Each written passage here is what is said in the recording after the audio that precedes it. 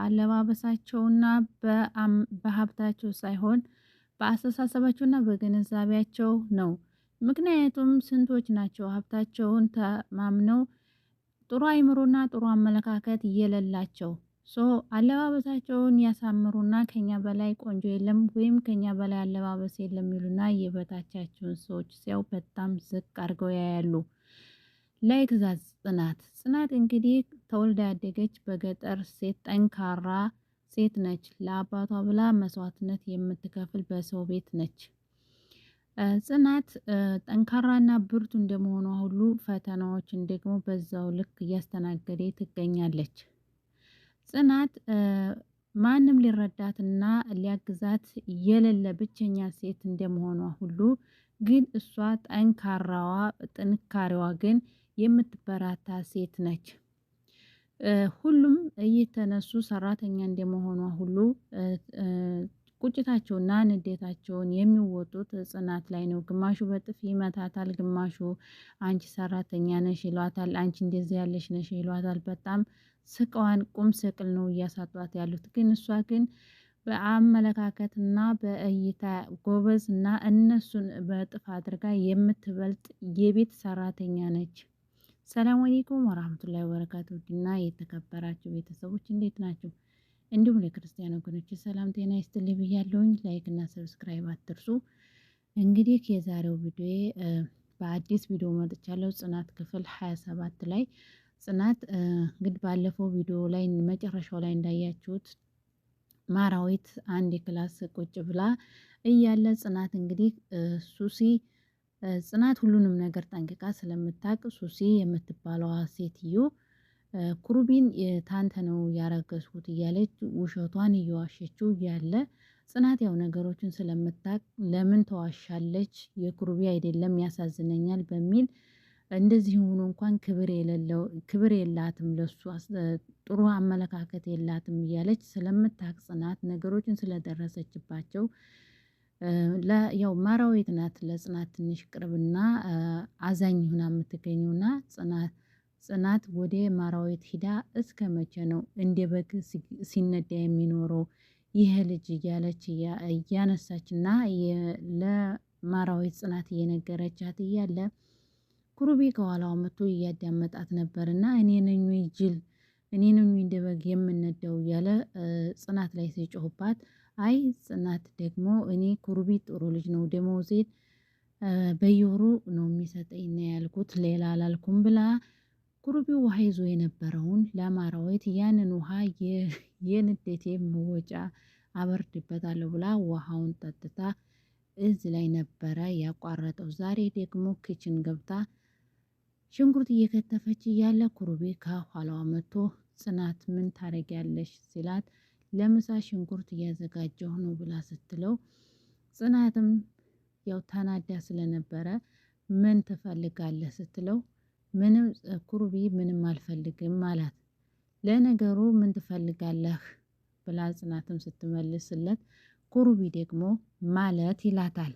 ይህ ያል ኩሩቤም ደግሞ ሊጀምርሽ ነው እንግዲህ አላት። ጽናት ምኑ ሲላት ይህ ያልታወቀ የምትናደጅበት ብሎ ኩሩቤ ይመልስላታል። ጽናት አሁን ምን ልታዘዝ ምን ፈልገህ ነው የመጣው ስትለው ኩሩቤ ደግሞ ምሳ ፈልጌ ነው ብሎ ይላታል። ጽናትም እሺ ብላ ሱሲ ካንተ ጋር ትበላለች ወይ ብላ ስትጠይቀው ጽናት ኩሩቤ ደግሞ አላውቅም ሱሲ እርጉዝ ናት ሂደሽ ጠይቂያት ብሎ ይላታል። ኩሩቤ ጽናት ወይ ሱሲ እርጉዝ ናት ዛሬ የሰራሽው ምግብ ተመልሰሽ ለነገ እንዳታሳያት ይላታል። ጽናትም ተናዳ ስለነበረ በጣም ተናዳ ቆይ እኔ ምን ማድረግ አለብኝ? ሱሲ እንኳን ለኔ አይደለም ላንተ እንኳን ክብር የሌላት ሴት ነች ይላታል። ኩሩቤ ደግሞ ጽናት ወይ ይኸውልሽ ነግሬሻለሁኝ ከአሁን በኋላ ከሷ ጋር ያለሽን ነገር አቁሚ ሲላት ቢያንስ እንኳን ከሷ አንቺ ትሻያለሽ ብሎ ኩሩቤ ለጽናት ይላታል። ጽናት ደግሞ እንዴት ነው እኔ ከሷ የምሻለው ብላ ጽናት ለኩሩቢ ትመልስ። ጽናትም አንተ ባታስብልኝ እኔ እንደ አይን ብሌን የሚሳሳልኝ አባት አለ ብላ ጽናትም በንዴትና በንዴት ስሜት ትመልስለታለች ለኩሩቢ። ኩሩቢም ደግሞ እኔ ይህንን አላቅልሽም ብሎ ጥሏት ወደ ሳሎን ይሄዳል። ኩሩቢ ለጽናት ይህን ብሏት እየሆኑ እያለ ወደ ክላሱ ሂዶ ያቺ ሱሲ የምትባለዋ ሴት ቁጭ ብላ ሲያገኛት እያወሩ እያለ ሱሲ ለኩሩቢ አንድ ስህተት ብሰራ ይህ ሁሉ እየተቀየርክብኝ ነው ወይ ብላ ትለዋለች። ኩሩቢም ደግሞ ምን ማለትሽ ነው ቆይ ብሎ ይጠይቃት። ለአንቺ ህይወት ብዬ ተዝ ቤት ሁሉ ለስንት ሰዎች ጋር እየተባላሁኝ እያለ ይህ ሁሉ ስሜት አይሰማሽም ወይ ብሎ ሱሲን ይጠይቃታል። ሱሲ መቼም ሱሲ ስሟም ሲጀመር ሱሲ ነገረኛ ነች እና ሰዎችን ዝቅተኛ አድርጋ ስለምታያቸው ያቺ ቢቲና ያቺ ሰራተኛ ነች ሰው የምትላቸው ብላ ለኩሩቢ ትነግረዋለች። ሰው ናቸው እኮ እንደሷ ያው ስላለበሱና ያው ቢቲን ሱሲ ያው የጓደኛዋ እሱ ኩሩቢ የቢቲ አገባዋለሁ ብላ ያስቀመጠችው ስለሆነ በሱ ምክንያት ስለወሰደችባት ስለምትጠላት ነው። ጽናት ደግሞ እውነቱን ነገርና ስለምትከታተሏት በዛ ነክሳ ስለያዘቻት ሰው በሷ ቤት ሰው አይደሉም እነሱ ሰው ናቸው ወይ ብላ የበታችነት ስላየቻቸው እነሱ ነው ወይ ሰው የምትላቸው ብላ ይህንን ትላለች ሱሲ የምትባለዋ ልጅ። ኩሩቢም ቢቲን ታውቂያታለሽ የምትወደውን ፍቅር ገደል ገብቶ ለኔ ብላ ብቻዋን የተቀመጠች ሴት ናት ብሎ ኩሩቢ ለሱሲ ይነግራል።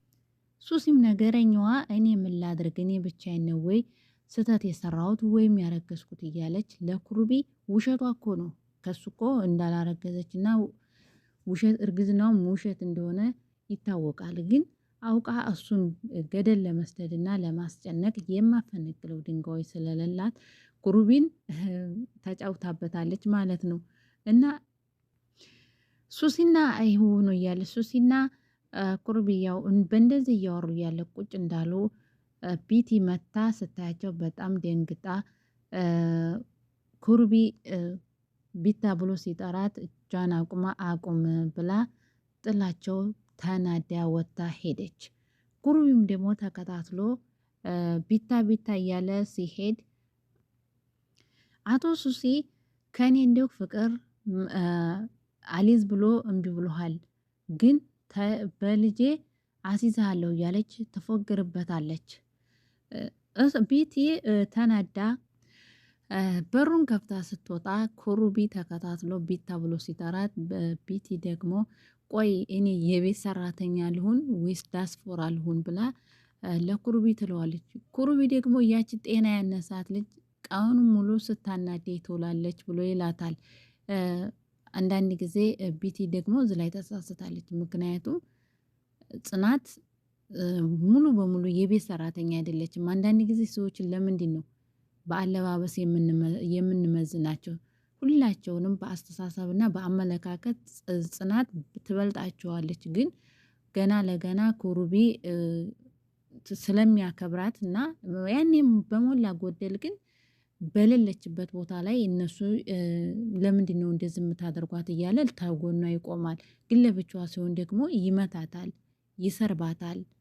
ግን ደግሞ ተቢቲና ተሱሲ ጋር ሲሆን እነሱ ሱሲና ቢቲ በጽናት ጉዳይ ላይ ስሟን ታነሱ፣ ኩሩቢ ግን ከጎኗ ይቆማል። ይህ ስለሆነ ብቻ ገና ለገና ቢቲ ኩሩቢን ያቺ የቤት ሰራተኛና ያቺ ሱሲ ዶስፎራ ለሆኖች እያለይ ፉገራና ሙር ትይዝበታለች ማለት ነው። ግን ጽናት ደግሞ ያላት ቦታ ለቢቲ አልተግባቡም ማለት ነው።